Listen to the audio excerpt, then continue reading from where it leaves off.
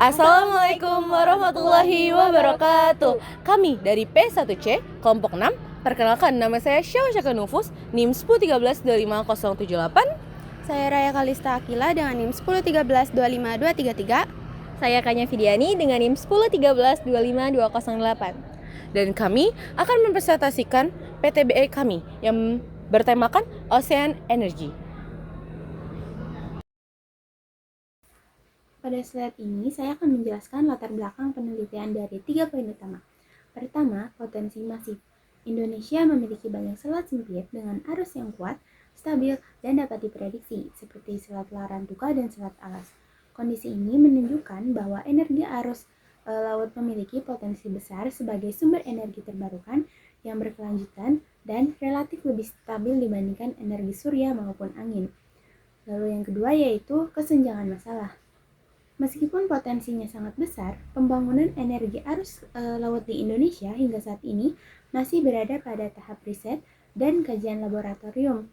Hal ini berbeda dengan Korea Selatan yang telah mencapai tahap komersialisasi melalui pemanfaatan energi laut secara masif, sehingga terlihat adanya kesenjangan antara potensi alam dan realisasi pemanfaatannya. Dan yang ketiga yaitu hambatan lokasi. Nah, penerapan teknologi energi arus laut di wilayah Indonesia Timur menghadapi berbagai kendala seperti tingginya biaya investasi, ketergantungan pada komponen impor, serta keterbatasan infrastruktur transmisi listrik. Kondisi ini membuat penerapan teknologi skala besar seperti di Korea Selatan menjadi kurang sesuai jika diterapkan langsung di Indonesia. Oleh karena itu, diperlukan pendekatan teknologi yang lebih adaptif dan kontekstual, khususnya melalui pengembangan sistem berskala kecil yang sesuai dengan kondisi lokal. Berdasarkan latar belakang yang telah dipaparkan, maka rumusan masalah dalam penelitian ini terdiri dari 3 poin utama. Rumusan masalah pertama yaitu apa peran kebijakan energi nasional dalam pengembangan energi laut yang berkelanjutan dan ramah lingkungan. Pada poin ini, penelitian menyoroti bagaimana kebijakan energi nasional berfungsi sebagai kerangka utama dalam mengarahkan pengembangan energi laut, khususnya dalam penyediaan regulasi, kepastian investasi, serta integrasi energi arus laut ke dalam sistem energi nasional.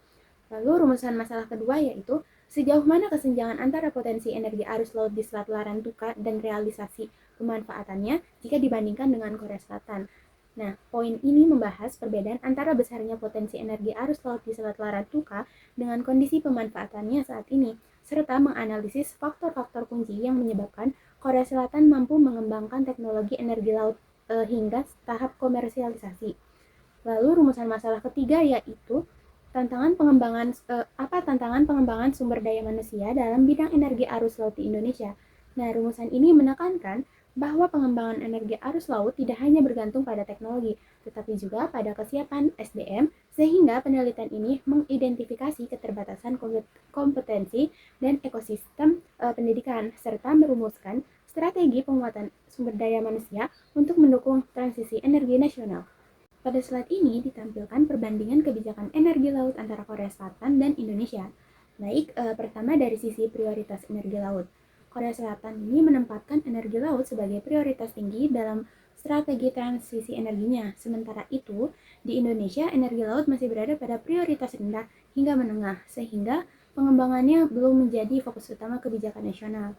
Lalu yang kedua, dari aspek dukungan regulasi. Korea Selatan memiliki regulasi yang konsisten dan spesifik untuk pengembangan energi laut. Sebaliknya, regulasi di Indonesia masih bersifat umum, sehingga belum sepenuhnya memberikan kepastian bagi pengembangan teknologi energi arus laut. Lalu yang ketiga yaitu terkait integrasi jaringan listrik. Nah, Korea Selatan telah mengintegrasikan pembangkit energi laut ke dalam jaringan listrik nasional. Sedangkan di Indonesia, integrasi ke jaringan listrik masih terbatas, terutama di wilayah timur, sehingga pemanfaatan energi arus laut dalam skala besar masih menghadapi kendala teknis. Dan yang terakhir yaitu dari sisi pendanaan riset dan pengembangan.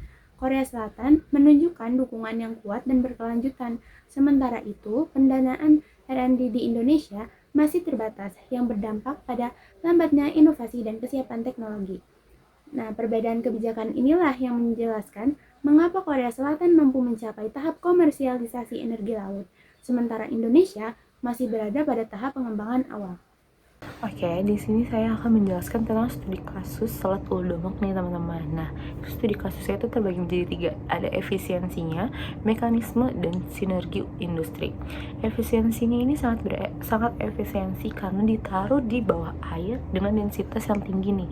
Karena ya lebih gampang aja kalau di bawah air, densitasnya besar, pasti akan menghasilkan energi yang besar juga.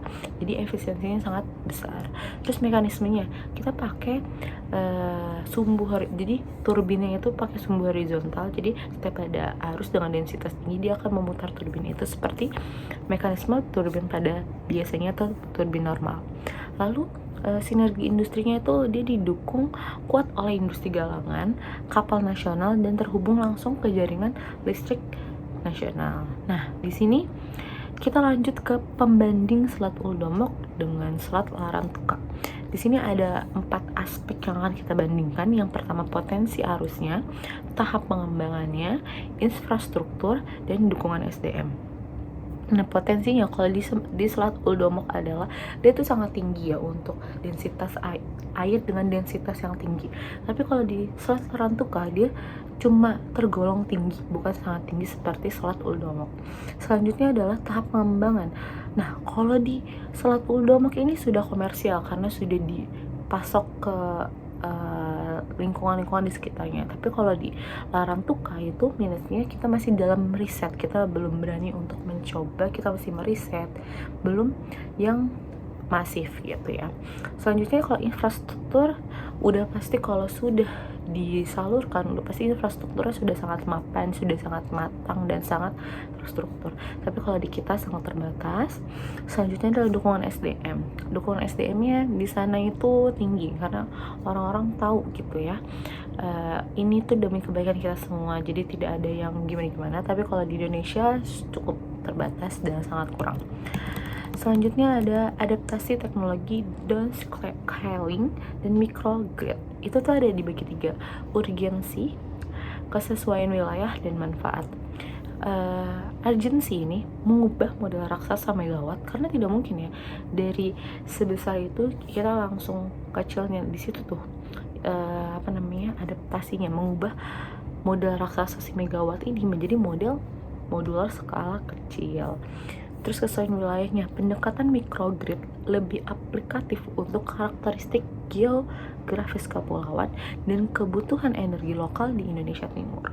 Selanjutnya ada manfaatnya. Pasti manfaatnya sangat banyak ini ya, mengurangi ketergantungan kita terhadap jaringan transmisi jarak jauh yang mahal juga, dan mempercepat kemandirian energi daerah setempat, seperti itu. Pengembangan energi laut di Indonesia tidak hanya bergantung pada potensi sumber daya alam, tetapi pada sumber daya manusianya juga.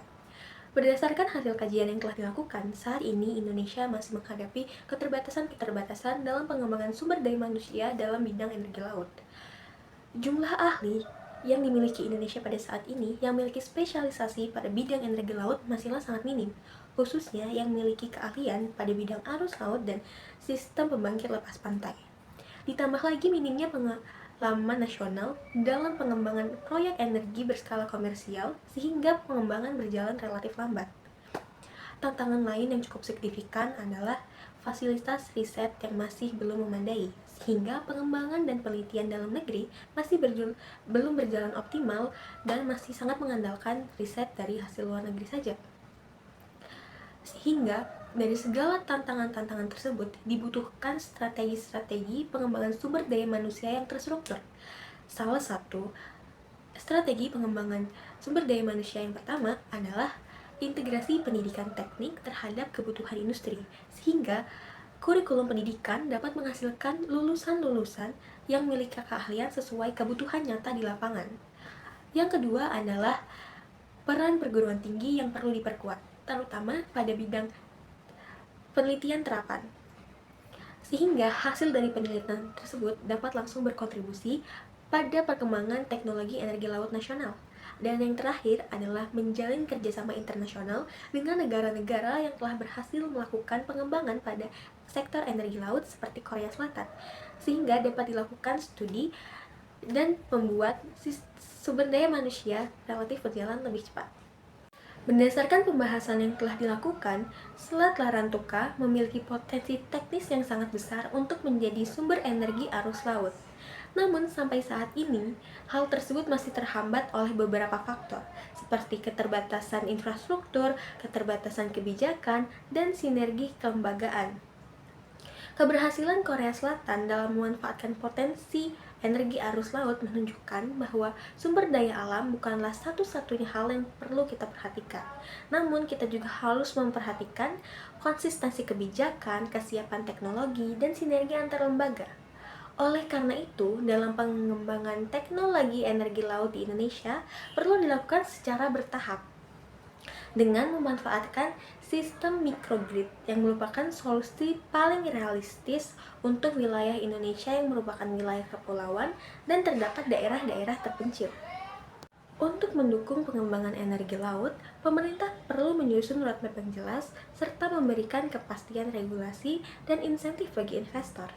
Dari sisi teknis, pengembangan perlu difokuskan pada teknologi modular sehingga dapat disesuaikan dengan kebutuhan jumlah listrik. Selain itu, peningkatan sumber daya manusia melalui pelatihan vokasi dan kerjasama riset internasional juga perlu diprioritaskan. Studi kelayakan komprehensif juga diperlukan agar pengembangan energi laut tidak hanya layak secara teknis tetapi juga berkelanjutan secara ekonomi dan lingkungan. Demikian tadi penjelasan dari kelompok kami mengenai Ocean Energy. Terima kasih telah menyaksikan. Wassalamualaikum warahmatullahi wabarakatuh.